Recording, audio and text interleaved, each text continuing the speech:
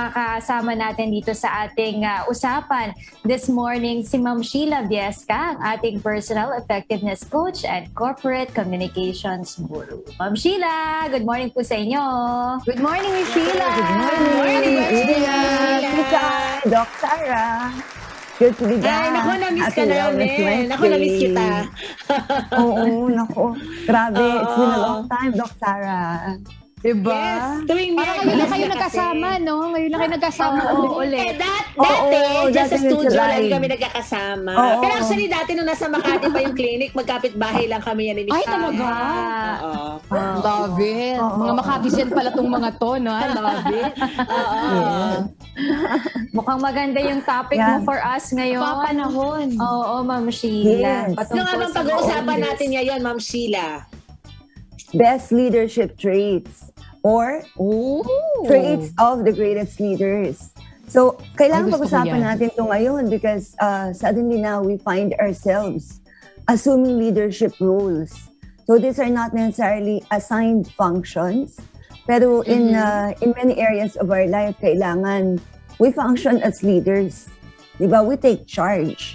And it's not necessarily about being the older person, the superior.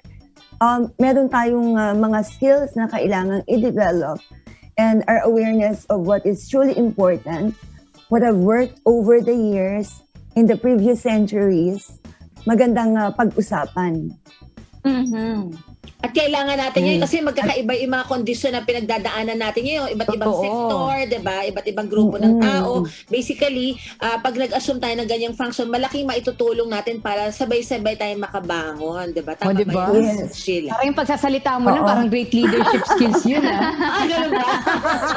Sa 2022 po. Ano ba yung mga qualities na to, Miss Sheila? Gusto ko malaman kung ano ba yung mga dapat na meron makita namin sa aming mga sarili tsaka sa mga kasama na masabi natin, ooh, you can be a leader. You have great leadership skills. Well, there are top leadership skills or leadership traits na tinatawag rin core competencies ng leadership.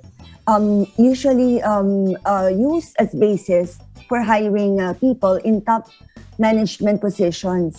Pero pag titingnan natin, integrity, ability to delegate, communication, self-awareness, gratitude, imagine pumasok yan. Agility or your ability to be agile, influence, empathy, courage, and then respect. So mga soft skills. Marami yun, kailangan. actually, sa checklist, no? Oo. Pwede ba natin medyo i-translate para sa ating mga kasangbahay? Himayin natin. Himay-himayin natin. Oo. Unang-una, let's establish kung ano yung mga formula in the olden days, sa mga unang panahon. Yung IQ, nauna yan. One's ability to analyze. Ito yung logical reasoning, yung ability mo to retain and retrieve information. These are strong measures of leadership. Naturally, kailangan mo mag-interpret ng mga sitwasyon, yung ability mo to clarify, to analyze. But then eventually, we have psychologists. Na-mention niyo po yung mental ability, no? So, pero ito naman ay hindi necessarily, it doesn't necessarily mean na kailangan nakapagtapos kasi nakikita natin marami naman po tayong mga leaders, no? Na talagang hindi man ganun kaganda ang credentials, pero alam natin, kung mamuno, ang grabe yung galing. efficiency nila sa mga sasakupan po nila. That is so true. As a matter of fact, if you do your research on the list of great leaders, saka most intelligent people, medyo magkaiba yung list. You will not find the most intelligent people in the list of the greatest leaders. We're not saying na kailangan hindi ka matalino because you need to be above average in your intelligence quotient. Pero may isa pang player when it comes to great leadership, and that's emotional intelligence. EQ. Yes, ito yung mga na-identify natin. So, unang-una yung emotional awareness, ability mo to self-assess. Kasi kailangan mong matutong makisalamuha. Leadership is about influence. It's about your ability to connect with people. Kahit ganong kaganda yung invention mo, if you don't know how to develop others, kung hindi Totoo ka yan. marunong mag-leverage ng diversity at mag-adjust Okay. sa situation, kaya nga nauso yung mga servant leadership, di ba? It's about Yes, Yes. yes. Yes. managing change in the organization, conflict management, ano ba yan? Hindi dapat na magaling ka lang. If you're not able to cascade those competencies para matuto rin yung mga pinamumunuan mo, then that's not leadership. John Maxwell said, if you think you're leading but no one is following, then you're simply walking. And if you feel That's that you're nice. alone on the top tier, in the top tier of your organization, you may be doing something wrong. Kasi hindi kasi- nakakasunod sa yung iba. Yes. Yes, Sabi nga yes. nila, Miss Sheila, di ba, in order for you to become a good leader, you need to be a good follower first. Yes! Yes. Para magawa mo yon, kailangan mataas ang EQ mo. So it's not always IQ na dapat mataas. Sabi daw sa una nga, maging mataas ang IQ mo para maging leader ka, pero ang makakasustain ng pwesto mo, ng position mo as a leader, Yung EQ. yung EQ. Kasi dapat nararamdaman mo yung Totoo. nararamdaman ng sinasakupan mo. Totoo yun. Tsaka That's dapat true. hindi ka lang yung parang puro orders, di ba? Parang yung puro gawin nyo to, gawin nyo ganyan. Parang kailangan you have to be there eh. Parang na iba yung nagli-lead. Iba yung mga nagsasabi lang. Na parang, alam mo yun? Parang, Yes. parang dictator. Siguro the Yes. key there is you know how to listen to the people then, no? You know how to take in yung mga yung mga thoughts din nila, suggestions nila, being open-minded, diba? Yes. So parang ganun din yun, Ma'am True. Sheila, no? Oo, and that's why, Rina, Kike, Doc Sarah, from out of those competencies under emotional intelligence, nag-postulate yung mga psychologists. And most popular among them is Howard Gardner and si Daniel Goleman.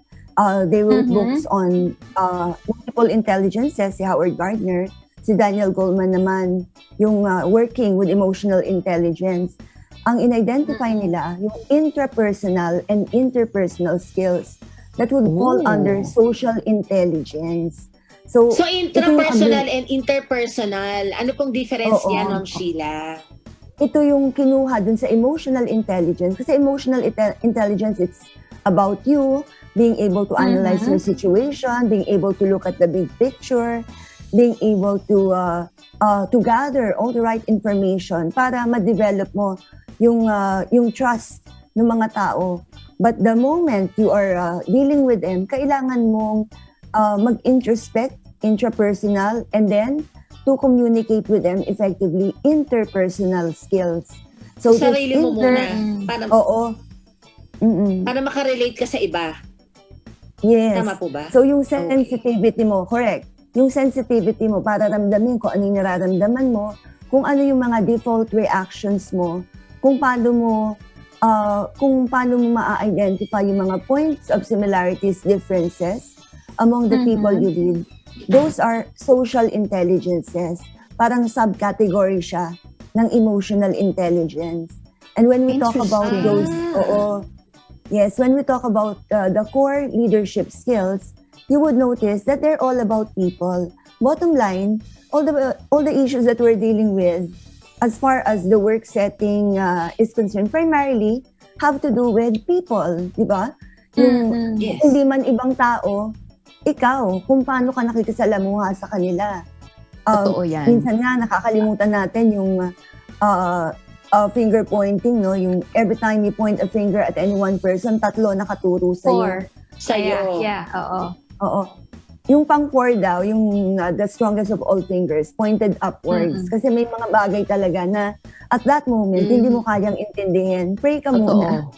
Hindi mo na Mag-react. control, Yes, no? totoo naman yan. Oo. That's very Kasi- true. Ma'am, Yeah. go ahead, Yes, go ahead. May oo. question ako after. Sige, yun. So, kung nandiyan na lahat ng information sa'yo, na layout mo na yung options for you to choose, hindi pa rin klaro, don't rush into the decision. Lalo na if it has to do with feelings of other people or critical situations. Kasi may nararamdaman ka rin, may mga biases ka rin. Hold back, Yes. reflect ka muna, and then pray. Tapos, balikan mo kung nasa tama ka ng pag-iisip when you are already in your element, para you are the better person. Because that's what leaders do. They take the high road. Yes. Oh. Ma'am Sheila, yung question ko, ito bang leadership traits na ito ay natututunan or innate ito sa tao? 'Di ba? Kasi parang yung kunyari Totoo. na I like that yung question. father mo is naging leader na talaga, 'di ba? So parang namamana ba yan? Nasa family ba yan? Or natututunan mo, pwede ring ipamana sa iyo ng mga magulang mo? Pwede Paano bang ba ituro yan, Ma'am yun? Sheila? Maganda yung tanong ni Yeah. Rina, no? Diba? Wait, Ganda, no? pwede bang may follow-up ako doon sa question niya po kanina kasi Go, correlated. Sure, no? Paano po, dahil sinabi niya kung namamana siya, okay, basically, kami naman pong mga nanay na, kung sakali po bang yan, whether namamana o hindi, ganong kaaga namin pwedeng i-train ng mga bagets, ang mga yes. chikiting namin, para kunyari, kami ay nangangarap na maging leader sila someday. Yes. Oo. So, wonderful questions. Unang-una, of course, we're born with certain personality types. Genetic ang situation na yan. May mga minamano tayong traits from our parents. But is it nature or nurture? What studies on multiple intelligences have shown is that meron tayong predisposition to develop certain traits, to adopt certain traits easily because of what we already have. So, yun ang i-develop naman natin ngayon as parents among our kids. As soon as they are born, or minsan nga bago pa sila ipanganak, develop that meron na. Develop that setting na bibigyan mo sila ng supportive environment para matuto sila, para mag-enjoy sila in the process of learning. Learning, by the way, is Yung one of the best encouraging yung skills. environment. Oo. A leader who is not capable of learning will not survive many situations. Kasi lahat ito, i-develop mo over time. And do we change over time? Hindi nagbabago yung tao. We simply become more of who we are.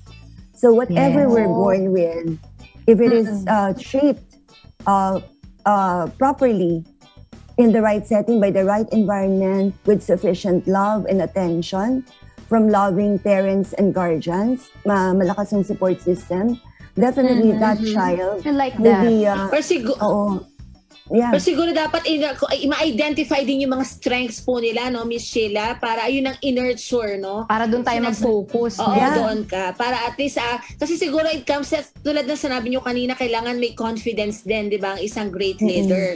Okay, so syempre, Yes. doon nila huhugutin siguro yung kanilang confidence po, no? Kung ano man yung mga strengths na nurture sa kanila, mas nag-develop pa po. Yes, that's a very strong point. Now, if you look up any list, usually ang number one sa mga list ng most intelligent individuals, yung isang list si Da Vinci, yung isang list naman Leonardo si da Vinci. Einstein. Oo. So while they're not in the list of great leaders, marami silang mga words of wisdom that we can learn from, that our leaders have been inspired by. Itong si Einstein, sabi niya in relation to that, Doc Sarah, everyone is a genius. So everyone can be a leader. Everyone is a strong learner. But if you expect a fish to climb a tree, then it will live all its life thinking it's stupid. So, ganun din sa mga bata. That's nice. Umpisahan mo din sa That's mga deep right there. sa mga talents nila, sa mga abilities na nandun na. Medyo nawala tayo. Then, nawala. we build on that. It's Schematic not pa kasi naman the yung best of learning eh. us, no? Hindi ka Kasi baka pwedeng masyadong mag-umpisa matindi sa yung wala. quote ni Einstein. So, alam mo naman yung connection ng in, wifi natin. in, Hindi uh, mo maganda nun. Ano?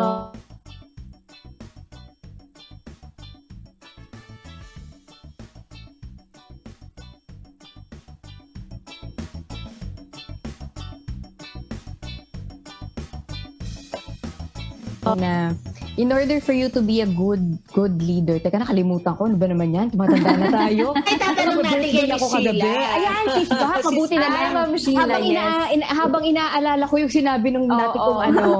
Hindi kinaya ng network ng connection, Miss Sheila. Ano Yung- yung Oo nga yung Sabi ni grabe. Einstein. Ano nga po ulit Oo, yun? yan. Sabi ni Einstein kasi we were talking about how parents can train their kids to become leaders, di ba? And we have now established that, you start with certain traits, personality Yes. types mo. medyo open yan to certain skills or madaling i-develop ang certain skills. But Einstein said, everyone is a genius. But if you expect a fish to climb a tree, then it will live all its life thinking it's stupid. So kung may mga bagay na Speechless magaling ako na din doon. yung bata, may mga talents na siya in some areas, dun mo umpisahan. Because that's how you mold a leader, by raising the child's level of self-esteem. Kasi kung ramdam niya sa sarili niya na kaya niya, may abilidad siya in It will certain show. areas. Yes. And not only that, it's schematic, progressive. Yung kanyang magiging learning curve. Hindi yung talagang struggling siya. We know naman, every master was once upon a time a disaster. Diba? Yes. Pero like that. Oo, ganda nun. Ganda nun. Pero hindi teka, pwedeng... nga ulit. Sa tama nga, identification talaga. Okay, ng Oo. strength, no? Oo. Okay, and Pero what, siguro pero what realistic we don't expectations know, din po ba? Realistic Yes. expectations also. Kasi once you also have identified kung anong weakness ng isang tao, dun ka rin pwede mag-umpisa kung ano yung dapat na i-improve siya. I-develop. Tama po Oo. ba? May dapat bang isang tabi ko And yung in order weakness. to do that, you have to first highlight kung ano yung nagpapagaan ng kalooban niya. So, initially, like ito, for parents who want their kids to be good at reading, magaling magsalita yung anak mo pero nahihirapang magbasa, di ka usapin mo muna. Allow the child to hold the book and be able to talk about how he feels about the book, kung ano yung interpretation niya dun sa pictures, and then validate And then you go that. from there. Pag mataas na yung level ng self-esteem ng bata, o ituro mo na yung mga words, umpisa mo na sa mga words. You can, Totoo yan, you can ginawa yan sa incorporate akin. the corrections. Oo, kasi kung puro correct tayo ng correct, yung mga disastrous situations natin, we will be stuck there. Kasi walang nag-pull out sa atin. That's true. Saka Yeah. yung confidence Yeah, mo, yung confidence. bababa. Sabihin po para mahirap naman yung para laging nagfo-fault find ka na lang. Yes. Oo. Yes. Alam niyo, ginawa yan sa akin dati because dati nung grade school ako, mahilig akong tumakbo ng for class President. mga Yes. hindi pa. Pinubaya ko sa iba yun, Yung mga officers, mga class Yes. officers, ganyan. Siyempre, di ba, merong dyan, meeting the advance, you write your speech, and then, there's a whole process na hi, my name is Tapos, syempre, di ba, isa sa ulo mo, i-memorize mo. Nung una talaga kinakabahan ako kasi parang feeling ko baka mamaya hindi ko masasabi yung gusto ko. And then sinabi sa akin nung mom ko. Sinabi niya sa akin, sinabi niya sa akin, you don't have to memorize what it is exactly, but you have to put it in your heart. From your Kasi heart. Lalabas na lang yan spontaneously. Because mawala man sa'yo yan, mawala man lahat ng salita sa'yo, pero kung alam mo kung gusto yung kung ano talaga yung intention mo, iyak ako kung if you really know what your intentions are, bakit mo gustong maglingkod, bakit mo gustong tumakbo for that position, it will go on naturally. And then alam mo yun, that's nag-stick talaga yun sa akin hanggang ngayon na parang I don't have to memorize, I don't have to know everything, but as long as I know the basics, I know what I'm doing, parang Lalabas na lang siya naturally. Saka yung confidence, totoo yun. Tsaka yung willingness siguro, Miss Sheila, to serve, katulad ng sinabi ni Kikay kanina na lalabas na lang po yun, kasi sabi nga, leading is actually serving. Yes. Oo, sa Morning, lahat Kuya. ng mga... Morning. Oo, Good sa morning, lahat ng mga Kuya. considerations mo. Hello, Kuya. Sa lahat ng mga considerations natin, remember, nag-iisa lang tayo in the equation. Kaya if we're so concentrated on ourselves, definitely we will not be able to develop any leadership skills. Kahit nga sabihin mo yung integrity Integrity is how others perceive you, how others affect your decision. Diba? Hindi mo pwedeng sabihin may integrity ako if others are Pero walang doubting. isang salita. Oo. Yes. Oo. O ano yung Dapat may sense of commitment also. That's right. Oo. Alam mo kung ano yung sinasabi mo at kaya mong pangatawanan yung sinasabi mo. Because that's how you influence others. Oo. And if you're able to do that, Yeah. Go ahead. Yes, Sige. kasi yung kasabayan nito sa leadership, yung ability to delegate. Kung kaya mo lahat, then hindi naman leadership ang tawag niyan. Multitasking Anong tawag ang tawag doon? niyan. Anong tawag nga doon? Multitasking. Pasay ko ang daigdig. Oo. Being a Kumbaga sa performer. set of president, ikaw yung vice president, ikaw yung treasurer, muse at Oo. escort, ikaw Pero na. pag Pelikula, ganun, ikaw na Ma'am director, ikaw Sheila, pa actress. ikaw Oo, pa hindi ka lahat. magiging efficient pag ganun eh. You know how to dapat yung direct people, 'di ba? Dapat pag good leader ka, Yes. you know how to direct people kung ano yung dapat nilang gawin. Kasi Nakatrust. pag if you multitask, sometimes you don't seem to be efficient at all eh. Totoo. Iba yung Yes, pagiging and- effective sa efficient eh. Oh, and a leader And- creates yeah. leaders among the followers. It will not happen if you're the only one working. If you're the only Opo. one performing. Sabi nga nila, delegation is key. It's not just a Delegation, skill. yes. It's a responsibility. It's a core responsibility of leadership. Dapat point. talaga Eh, siguro, mag-delegate ka. Siguro, Doc, Miss Sheila, siguro magre-reflect din po yan kung na-implement ba yung mga projects, okay? O yung mga regulations na gustong ipatupad. So, magre-reflect yan dun sa baba. Anong ka-efficient po yung leader sa taas? Mm-mm. And that brings us to the third trait, yung communication Okay. skills.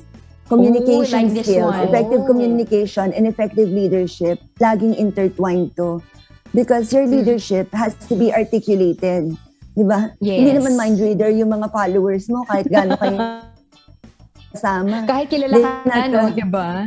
Oo. Pero paano They kaya, Miss cannot Sheila, decode. kung kunyari, iba po yung level nung aspiring leader. Siyempre, hindi mo naman, lahat ng nasasakupan mo, hindi naman po, or lahat ng nasa ilalim mo, magkakaiba naman ang language, depende rin po sa level of education. Can it be a hindrance also? Well, if you put it on yourself to convey the communication directly, yes, pwede maging hindrance kasi in studying leadership, iba yung level of influence mo dapat nandyan. But you can only influence people who like you, who work with you, who have direct knowledge of your leadership style. Yung mga hindi ka kilala, may narinig na mali sa'yo, they may not be able to you may not be able to communicate or relate with them that easily. Kaya nga pinag-uusapan din yung mga circles of influence and circle of concern. Mas malawak yung circle of concern mo kasi yan yung mga outer circle eh, yung mga hindi ka aware. And then, yung circle of influence mo, yan yung mga taong nakakasalamuha mo, yan yung may knowledge ka. Pero you can get Kilala ka din. blindsided. Oo. Kasi outside pala your department, may mga silo group, may mga silo mentality, may mga iba pala yung perceptions sa leadership style mo. And that's when Yes. it's truly helpful that you have leaders among your team members reach out to those in your outer circle. Hindi pwedeng Ang ganda nun, ubusin mo. Ikaw lang. Yung isang, Para siguro mabawasan din yung mga detractors, ano po? Mga bashers Kasi dyan. Yeah, syempre, and- oo. and there are people in your inner circle who will allow those from the outside to come into the inner circle. Kasi kung ikaw That's lang, nice. initially ayaw nga nila sa'yo eh. Initially hindi nga sila makarelate sa'yo eh. Kahit gugulin mo yung buong araw o buong linggo, reaching out to them, naka-shutdown Hindi. sila. They're not Ibablock open. nila. Ayaw nila. Yes. Oo, but there are those who are close to them, who belong to your inner circle, who you can convey the message to, na makakapag-bridge ng gap. Because in the Kumbaga yan end, ang you want papadrino. Oo. Yan po ang papadrino, okay? Para iayos Padrino ang system, no? Oo. At Iba pala yun, pupunta iba pala naman yun. tayo sa ika-4. Hindi mangyayari yon kung wala kang self-awareness. Self-awareness. Self-awareness, oo. Paramount yan sa leadership, ha? Because when I was younger, sabi yung younger talaga, meron akong nabasa from a book and that has stuck with me. Ang sabi doon, it's an Indian proverb, he who knows and knows not he knows is a child teach him. Hindi niya alam na may alam siya. Learner yan, magandang turuan. Tapos, He who knows and knows he knows is wise, follow him. Yung alam niya kung ano yung dapat niyang alam at inaalam niya yung hindi niya alam, yan yung leader. But then you have he who knows not and knows not, he knows not, is a fool, shun him. Yung mga hindi nila alam na wala silang alam, distance ka lang ng konti. Kasi mahirap talagang paliwanagan. But then you have he who knows not and knows, he knows not, isa pa rin to. Isa pa rin possibility na pwede ka mag-reach out sa tao, gisingin mo. So, i-acknowledge mo na there are different personality types, there are different team members. Lahat sila can add value to the team. Kasi kung pare-pareho kayo, walang growth. Your points of similarity allow you to, have that harmonious relationship in the workplace. I really like that. The points of differences, these are opportunities for growth. This you have to... Totoo yan. Napakaganda. Very pala talaga. Very diverse pala. Okay, ang mga characteristics ng isang good leader. Yes. Okay. Totoo. Napakaganda ng topic natin. Napakaganda ng usapan. Dapat dito ay may part 2. Yun nga gusto ko sabihin, di ba? Parang gusto ko pang malaman yung iba pang traits, no? Siyempre pa naman si Miss Sheila Viesca ang ating guest, no? Siyempre. Sa ating Wellness Wednesday. Natural, napakarami. Hitik ang ating malalaman mula sa kanya. Ayan. Patok na patok yung natin, FB Live natin ngayon. Thank you, Ma'am Yes. Sheila. Thank you very bago ka much, namin- ladies. Thank you. Bago ka namin pakawalan, tatanungin muna namin, saan po ba ang talk shop? And for those who want to inquire about the seminars, the online seminars, paano po ba sila pwedeng mag-avail ng mga online seminars ng talk? Thank you, Rina, for effectiveness, leadership training, communication competencies. They can get in touch with us at 0917-877-5588 or 0917-894-5588. They can also check out our courses at www.talkshop.ph so we can schedule the assessment for your groups and for the individual members, for the leaders on your team. Huling point natin, ladies, because we're talking about leadership and comparing intelligent, the list of intelligent, the most intelligent people, tapos the best leaders. There's one who also tops the list of the most intelligent. It was the German philosopher Johann von Goethe. And I would like to quote him because he talks about one leadership competency that we often overlook, yung gratitude. According to Goethe, if the only prayer you could say your entire life is thank you, that is enough. And, for leaders, kailangan ma-develop natin yung of gratitude because very few people regularly say thank you at work. Yes, totoo yun. Thank you to the people who truly work hard. Thank you to the people who have mentored them. Be able to reach out to those who support you as you go up and those who pull you up as you struggle in whatever endeavor at work and in your personal life also. So this ability to say thank you is something that siguro kailangan nating hindi man pag-aralan kasi alam na natin to i-practice. Yes po. And because of that, we want to thank you, Ma'am Sheila. Yes. Yeah, we also know how to show gratitude. We're very to grateful. express. Thank you, Miss Sheila. Napakaganda ng ating Wellness Luha Wednesday ako dun, every ha? time. And I'm sure lahat ng mga Thank you viewers very natin much. always look forward to our Wellness Wednesday. Marami silang natutunan. Talaga very naman. much. Thank you so much, Miss Sheila. Iba talaga ang Wellness Wednesday Again, Miss natin. Sheila Viesca. Yeah. Ayan. Oo, the one Thank and you very only. I feel much. well today. Thank you very much, Masarap Miss ka. Sheila. Thank you. Stay safe, Ma'am Sheila. Thank you so much, Miss Sheila.